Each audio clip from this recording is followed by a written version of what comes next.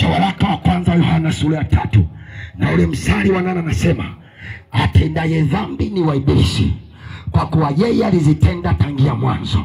Lakini anasema kwa kusudi hili mwana wa Mungu alidhihirishwa ili azivunje kazi za Ibilisi.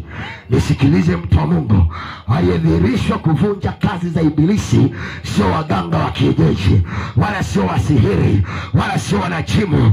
Anaitwa Yesu Kristo.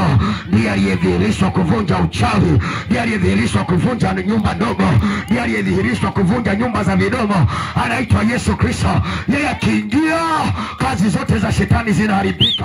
Maana Yesu wetu ametukuka. Huyo mwamba ametukuka. Huyo mwamba ametukuka. Anapoingia kila kazi za shetani lazima ziharibike. Ukimeza Yesu simtapike. Meza Yesu ni dawa iliyo imara.